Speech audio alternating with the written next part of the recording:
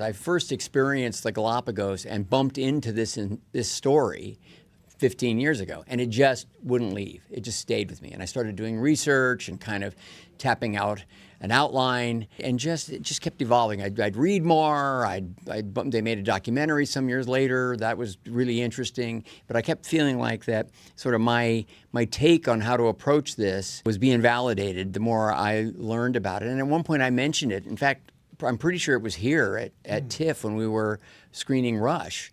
And I mentioned this project to Daniel back then. But then Noah Pink heard about the story. I told him, and he wanted to write it as a spec. He was willing to gamble on that. And when we had the script, that's when it picked up all of that momentum in COVID and became, a real project. I wouldn't go forward without a fantastic cast, so I was careful about that. And fortunately, starting with Daniel, but including everybody, here. I landed a tremendous cast. I always expected to have to make it independently. It doesn't fit the kind of investment formula that that studios tend to be looking for right at this moment. And I certainly didn't want to mold it and bend it for that. I wanted to make this project. And when I found that AGC would support it and I could put together this kind of cast, I felt like it was appropriate. It was hard work, but I think the energy and the urgency around making it seemed to kind of inform the scenes, as we were going along. How one handles humans, that it's interesting that you can build a sort of paradise or an Eden of your own and balance it emotionally, even if it's challenging and physically rigorous. But it's how we interact with other people. It's why it's such a sort of timely story, I think, because we're all, I think, globally going through a situation where we're looking at divisive ways of how to live our life, how the future should be, and what should be led. Is it the head? Is it the heart? Is it the soul? What revolution needs to happen next?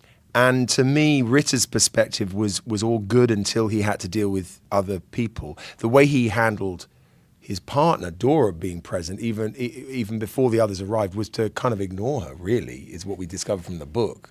This couple would have been fine if they wouldn't have shared their thoughts and had written these articles wanting to change the world, but also, what is also very human, a bit of vanity is, in Dr. Ritter, if I may say that. So if it hadn't been for that, this couple might have, lived peacefully on this island. But it's interesting what this film says about community and coexistence. Why are we not able as humans to create communities and to create a new paradise? Why is paradise then quickly lost as soon as, a group of people with their agendas and egos come together? The agendas were so particular, and so are the personalities. I often say it's kind of this clash of personalities, and the Baroness, in fact, was very entrepreneurial. She wanted to be famous. She didn't want to run away. She saw an opportunity. And so a totally different sensibility. And all of this, first of all, it generates humor in the first part of the movie. But as it evolves, those same qualities, those same foibles, they turn dangerous. And it sort of shifts from a survival film, really, into a suspense movie. But I think today, the Baroness would probably likely be a very successful woman.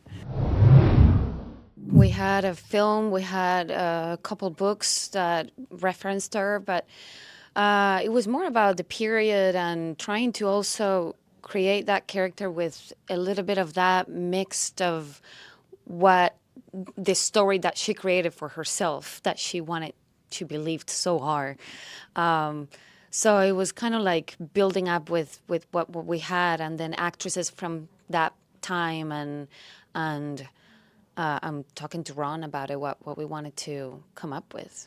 Yeah, a little bit of everything. But Ritter and Dora Strauss documented their years prior to anyone else arriving quite diligently. So there's quite a lot. And Dora indeed wrote, I think, the first book, reflecting. And Margaret wrote her then wrote own Answer. Yeah. very contradicting her opinion of what happened on the I mean, there's islands. compared to other jobs, there was a lot to go on. There was a lot of visual material, 'Cause books written. They had the weird, almost documentary type movie that came. Thanks So to we had all Hank, that. right? Yeah. Yeah. So we had all of that to go off of, and then both of Dora and Margaret's books. And there was also newspaper clippings about everybody too. There's also, I found one of the most interesting things about it was kind of getting them, to me it's, like you said, Ron, it's about personalities clashing, but also philosophies and beliefs, and like the rigidity of belief. And when you believe something to be right and therefore something else is wrong because you believe that to be right, I thought that was really interesting, the examination of a kind of, and for us, a sort of fanaticism. I always saw it as a fanaticism, and the kind of danger of that when you think you believe reality has to be a certain way in order to, and then there's competing things, and that in this sort of human nature, as opposed to the opposite of that being community. And what motivates that? Like, what's at its heart? If it's, and where in the human body or in the human spirit is the truest root? And if you're doing it from the head, can you survive in the head? Can you survive in the body? In the end, can you survive in the heart? I mean, the answer, I think, in our film is the heart wins out ultimately. In all of these characters, and it's kind of what I think, why this story kept speaking to me, why I just kind of couldn't just let it go, because it wasn't easy. I knew it wasn't going to be easy to get it off the ground. I knew it wasn't going to be easy to make, and it's been a challenging one.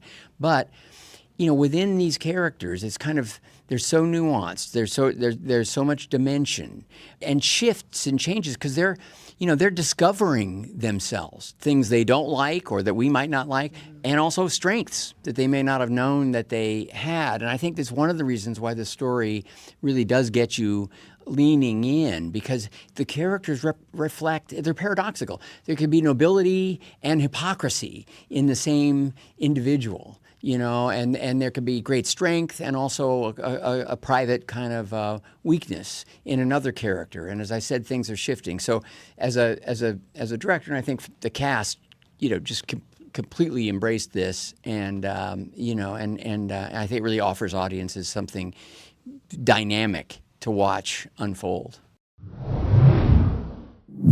For Margaret, it was her duty. Unlike most of the other characters, they all went with their own ambition and on their own accord, and she truly did it because that's what her husband wanted to do, and that's what she was raised to believe, and to support and honor her family and do whatever is best to be able to take care of them. And so she fully and blindly followed in his footsteps and did everything in her power to keep the family strong. It's honestly very admirable and powerful, but it's definitely a different time and a different belief. But in her heart, she was doing what she knew she was raised to do.